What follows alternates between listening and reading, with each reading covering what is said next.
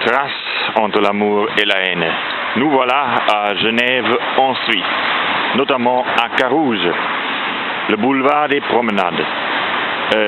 C'est exactement ici, après son départ en Turquie en 1991, que Songül Yildirim, avec sa famille, a vécu pour à peine 2 ans, entre 1991 et 1993, avant d'être chassé par les autorités suisses.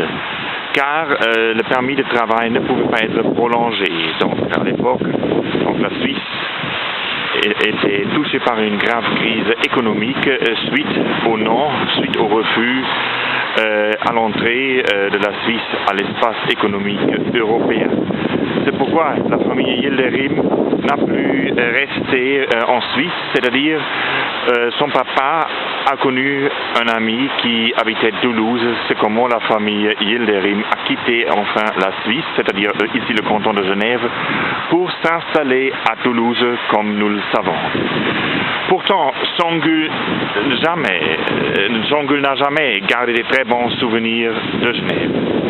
Trop souvent, ou à Özlem, ainsi qu'à son frère Hussein, ou à ses potes, elle citait cette fameuse trilogie genevoise qu'elle a appris par un copain turco-tunisien à Genève, qui lui disait: tu sais Songül, Genève ce sont avant tout 3 choses. Tout d'abord, les vauriens, les fainéants des organisations internationales qui sont beaucoup trop payés pour lire leur journal ou pour boire carrément leur café. Deuxièmement, les ploucs cravatés ultra snobinards des banques privées qui sont le fric sale de la mafia.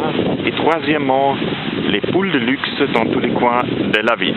Ce sont donc les souvenirs que Songül Yildirim gardait de Genève et aussi un peu de la Suisse. Et jusqu'à sa triste disparition, elle a toujours dit: jamais plus je pourrais m'imaginer de vivre une relation plus intime avec un homme suisse, ou surtout un homme suisse à l'américaine. Alors nous voilà encore une fois un coup d'œil à ces HLM ici à Genève.